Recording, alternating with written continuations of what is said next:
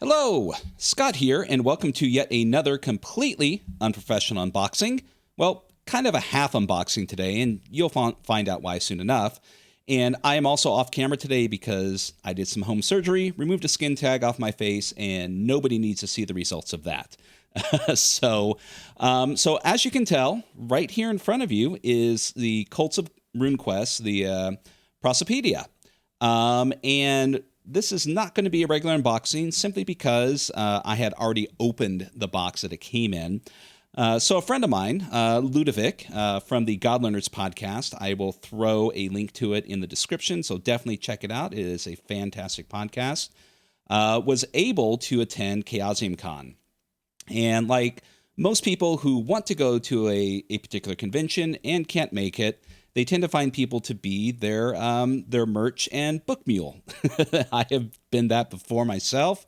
When I was at Gen Con, I was the mule for many different people to pick up several different purchases and ship it out to them. But thankfully, my request for Ludovic to pick up was very small, and it was both this and also Rivers of London, which he was very gracious enough to send from Michigan while he was there, and it got here rather quickly. So the reason why I'm not doing an actual unboxing is both this and Rivers in London came together in the same box, and I had to dig into it because I'm looking to run a Rivers of London one-shot at StrategiCon coming up here in a couple weeks, and so I had to get into that and start reading it, but this came with it, and even though it is out of the box and out of the shrink wrap, I haven't gone through it yet. This is simply going to be my first time going through it with you. And so we will see what is inside this wonderful little book. So let's go ahead and just take a look at the back real quick for those who aren't familiar so you know what is inside of this. So what are the gods of Glorantha? Yes, we're just going to just dive right into this, try to make this short and sweet.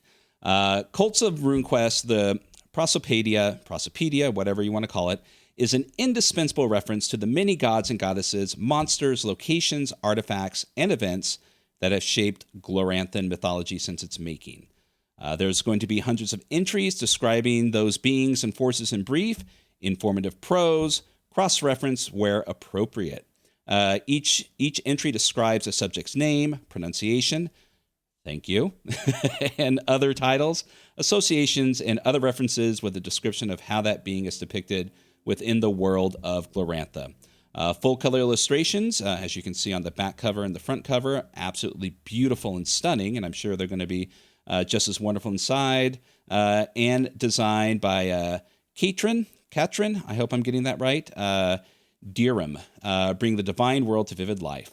System-free descriptions of these beings and locales make this work an invaluable resource for any Runequest player or game master, any fan of Glorantha, players of other role-playing games, and anyone with an interest in creative mythology. This supplement is an enhancement of Cults of Runequest. It is not a standalone product and is intended to provide a greater understanding of the rich and textured mythological world of Glorantha. So this is the first, I believe the first one that's going to be released in the series Cults of Glorantha that's going to be coming out over the course of this year. And without looking at Chaosium's schedule, probably through next year, but I could be wrong on that, so don't quote me. So let us take a look at what's inside. So here we go. We have a little passage here. Those who reveal the secrets of this book, may Humact serve you from life and death. May Moron Gore blast and wither your genitals. Okay, may Moron Gore blast and wither your genitals. I can read. May Babister Gore remove your limbs, and may Arachne Solara devour your soul and discharge it into the void. Well, I guess I'm not going to read it further. All right, so here we are. Let's see, we have the writers associated with the book. Sorry about the little glare there. Greg Stafford, Jeff Richardson, and Sandy Peterson. Artist Katrin Dirham. I hope I'm pronouncing that right again. Simon Cogswell, design and layout, line editor Jason Durall, editing and proofreading Chris Harris and Jason Durall, marketing provided by Brian Holland, with additional additional credits of Simon Bray, Nick Brook, damn, can't talk today, Rick Mintz, Steve Perrin, and David Scott. And there we are. So, brief introduction here. So one of the things that I'm sure is to be expected with this book, as mentioned, is there's going to be a lot of wonderful and evocative artwork throughout this book, along with the descriptions of the many gods within here. As you can see on the introduction page, we have a Phoenician depiction of Abdamedric. Let's see, Abdamedric. There we go. Pronunciation is key when dealing with a lot of Chaosium games, not just Runequest, but likewise Call of Cthulhu. Probably not so much in Rivers of London and other games, but definitely a nice add-on to this to kind of make sure you're pronouncing it correctly, and you don't have Glorantha files correcting you, as they, may be known to do. Anyways, so rolling in here, Aeolian depiction of the invisible god. So yes, I mean, just, these are stunning. These are high-quality depictions, and it looks like there's not much in here. It's just going to go in alphabetical order, highlighting briefly on the various different aspects and who they're associated with. Elf Pantheon, Troll and Fire Spirit Pantheons. We have Orlanthe Pantheon, Dragon-killing hero, and Great King, the Dragon Breaker, for Alacoring Dragon Breaker. So we're just going to just kind of flip through this. I mean, it's pretty much going to be the same page for page, just probably interspersed with a variety of larger drawings. Larger bits of artwork within the book, and just kind of give you that immersive feel within it. So, I mean, anything and everything is in here as we continue on. So, I mean, yeah, and the Glorantha files, of which I don't really consider myself to be, who will see these pictures, I'm sure, will immediately recognize the imagery within these things. Carrying on through the Ds and onward. So yeah, so this is going to be fairly brief because I mean it is what it is. It's essentially a encyclopedia with brief references to the various aspects and deities within Glorantha to kind of give you a better idea of what it is and their personalities and who they are, and also side references to them. As you can see here, Yermal, Orlanthe Pantheon, the Trickster, but also one of the Lightbringers, which will then carry on through later on in the book to the Lightbringers. And I think one of the big selling points for me, of course, and I think this is going to be for a lot of people, is with not just this, but the other Cults of Glorantha books, is we know that there's going to be a continuation of this this absolutely fantastic artwork throughout the books. They're not overbearing, as you can see. They're not on every page, but when they do show up, such as Glamour here, they're just stunning. They're absolutely stunning. Oh, there's a ribbon. Hey. And immersive. I mean, these are these are things that you would probably see within the world as mural depictions. So it's not just a just like a particular type of drawing or artist rendition of of a photorealistic type image, which you will see within other books and other role playing books, but these give a certain weight to them. I mean, as far as these are murals that are being rendered by the various people within Glorantha as they're retelling the tales of the gods and creation, and the stunning job with these. I mean, likewise, murals, tapestries, these are things that you would probably see on various bits of pottery. The tale being told through the artistic rendition and not necessarily words. And carrying on, so I mean, it's dense and it's not dense. We're only on page 60, and we've probably passed through, I don't know, maybe about 50 or more various references, but they're brief and concise. They're here to help supplement and allow you to take what is here and create what you need within within your world of Glorantha, but to kind of give you a stepping stone and a foundation. Oh God, this here, Jajagappa and his pack of hunting lost souls. Yeah, just absolutely love this. It's a fantastic job. They got the right person for this. And we carrying on. Orlanth and Yermal confronting Kaldar and Senjota. These these are things that I would love to have on a shirt, or as a piece of artwork hanging on my wall, or even a coffee mug or tea mug. And these are things that need to be shared and displayed outside of the book themselves. Let's see, Holy Country depiction of Lodril.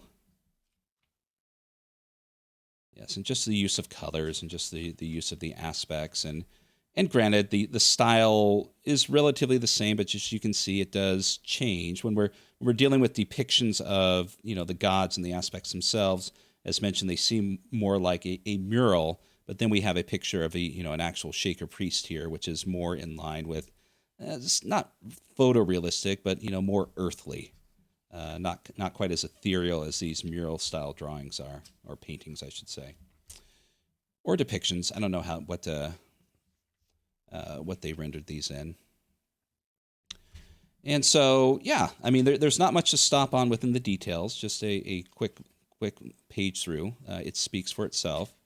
I mean, as you can tell, even some of the larger named, well-known deities, such as Orlanth here, may get a little bit of extra room, but I mean, they're pretty much, bit for bit. Even some of the lesser known ones within here do get a good size 2 or 3 paragraphs, and someone like Orlanth deserves 2 columns here, but they're not taking up the full page. I mean, those are things you can find elsewhere. This is a reference book. This is something just to kind of give you a general idea, not give full details on everything. I mean, look at this. This is this is why I bought the book, to be perfectly honest. It's within the artwork. I love, most of the works that deal with Runequest and Glorantha are just absolutely superb. And they do a fantastic job of, and I know I've said this several times before, but of giving that immersion and, invoking the difference between the godly aspects and the realms of Glorantha, as even though they are part of the people of the world, they still are separate and special. And I feel that's what the artwork should depict, and it actually does that here. Very excellent job with this. 7 Steps of the Red Goddess from Blessed Torang.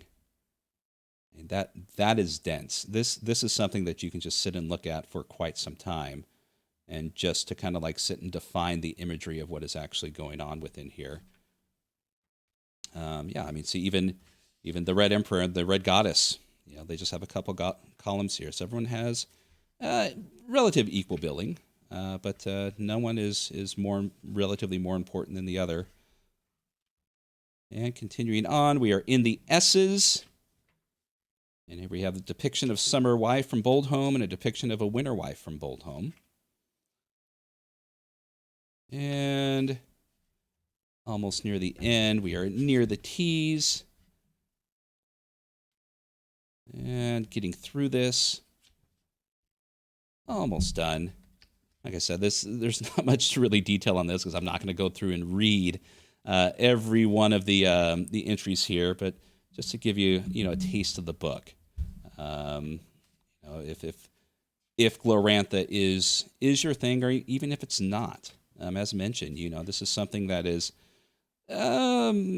relatively neutral. I mean, you could take. I mean, there's no stats or any gaming rules or aspects to it, other than just the notifications, the runes associated with them. But I mean, this can definitely be utilized elsewhere. If you wanted to spice up, the pantheon of whatever game you're playing in. And we are finally to the Z's. And the Western depiction of, all right, let's look up how do you define that. Zabor. Yeah, that's what I thought. Zarak Saran right there. Troll Pantheon, the god of hate. And I'm sure a rather dense index here, which looks like it is. You know, these are the kind of indexes we like. It's not just, they actually have the references to them throughout the book, not just, hey, dryads, see something else. This is how indexes should be done. And that is it. So, I mean, yeah, it is, in a nutshell, it is a wonderfully fantastic book. But I knew this was going to be a bit concise just with the material inside of it. It is the beginning of a set of books that is going to definitely expand and allow you to further create and immerse yourself and your players within Glorantha. And this right here kicks it off. This is the spark that lit the fuse, and I can say without question, just with my brief preview of this book, they're going to knock this out of the park. And I can't wait for the other ones to follow this. So there you have it. Quick and concise. I didn't go off the rails like I usually do. A nice tight, maybe 20 minutes or so, and we are done. So that is Cults of Runequest, the Prosopaedia. This has been yet another completely unprofessional unboxing. I hope you enjoyed this, and definitely grab this when this becomes available. Until next time, have yourself a wonderful day. Oh, there's my mail going off. I forgot to close it. But as I was saying, until next time, have a wonderful day. And hopefully this skin tag scar will have healed on my face before my next video. And also check out Titterpigs, the Tabletop RPG podcast that I do with Keith from Rolling Boxcars. We've got a lot of new stuff coming out really soon. We're going to be dropping another episode where Keith and I answer a listener's question regarding our opinions on virtual tabletops. So definitely check that out. Hopefully that will be dropping here within a few days. All right. There we go. I think that's the end of the video. Take care, everyone.